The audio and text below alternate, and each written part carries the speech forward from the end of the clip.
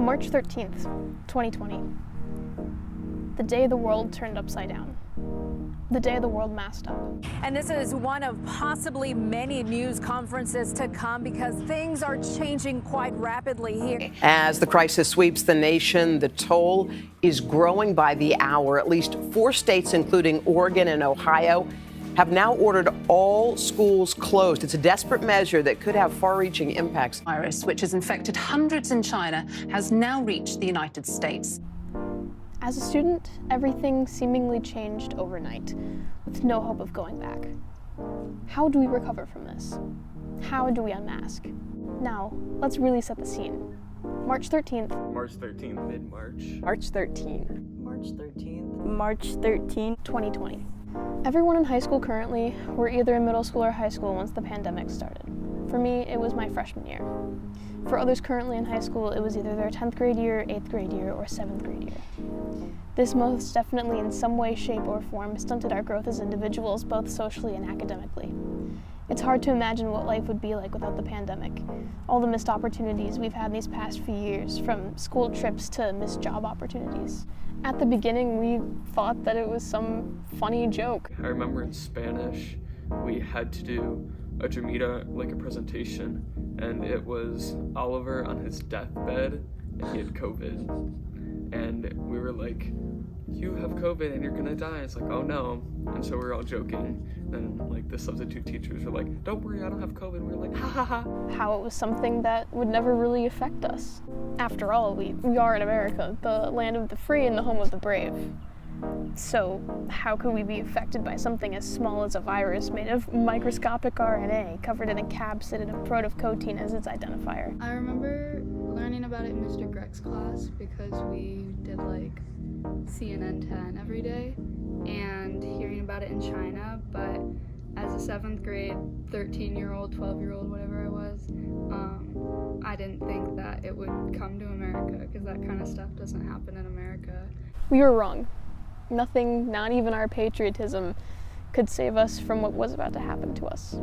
While the virus killed many of American students were locked up in their homes using platforms like Zoom and Discord to communicate with their peers, to continue with schoolwork and maintain some sort of structure in their lives.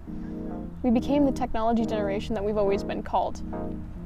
We FaceTimed, we gamed, we were all taught online. We made friends online, to some of our parents' dismay. For some people, this change was amazing. Many people went through a time of self-exploration to find who they really were, and there was so much time to just allow for a moment of reflection. We also didn't have to deal with the fear of a mass school shooting every single day, and worrying if we might be a part of a giant statistic that continues to grow in America. Many people focused more on their mental health and reached out to find help if needed. Others suffered alone with no one to talk to. Since Friday, March 13th, 2020, everything has been more stressful. Everything we knew from before was seemingly gone. We, as adolescents, latched onto our parents for some sort of normalcy. For most of us, we spent all day with them, whether or not that was a good thing. We did so because they were there most of the time, and they were comforting in a world full of social turmoil. This sort of dependency on our parents makes us less emotionally mature, making it so we go back in crucial developmental stages that happen when we live in a normal world. We have a harder time coping with the stress, less patience with one another. Some of us are way less independent than many teenagers usually are. Puberty brings along the want for independence from guardians, the want to be treated like an adult rather than a child. This lean towards dependence on parents will most definitely take its toll on our generation for years to come. This stress compared to before is, needless to say, a lot more than what it was before, but do we really want to go back to the way that it was before? For most of us, we live blissfully unaware of many social issues that came up on social media over the lockdown. We were unaware of the harm that some diseases caused our bodies. This pandemic has been a learning experience, and something that might have changed our society for the better, at least in the long run. COVID has given every single person on this planet something in common with each other, a united enemy. COVID has done its damage, but I think there's a bright side to all of this. In the long run, we will be unified by this. We've all gone through the same mandates, the same stay-at-home orders, the same long days and endless nights of nothingness, a shared trauma which every single person alive on this planet has felt. It might not seem like it now, but this has the potential to bring some good into this world. Through the mandates, the stress, the switching to virtual everything, the death, we've learned a thing or two about human nature.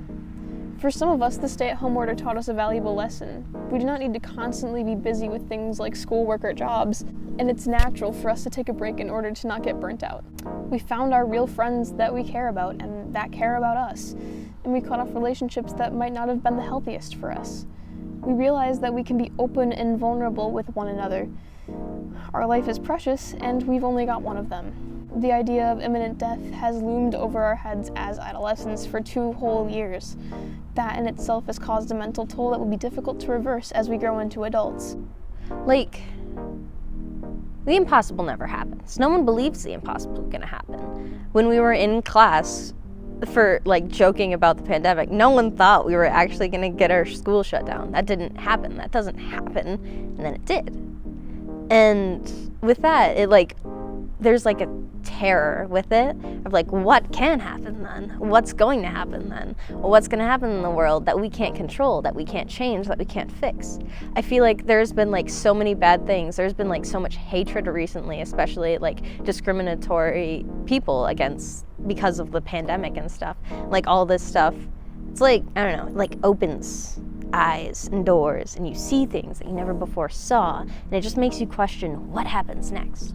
Where does it go from here? We don't know. This is a story of us. Not told by adults or created by adults, but told and created by us. The next generation of leaders, of parents, of teachers, of the workforce. We are the next generation. We will overcome. We are resilient, and we will unmask eventually. I'm Liv Holmes. Thank you for being here.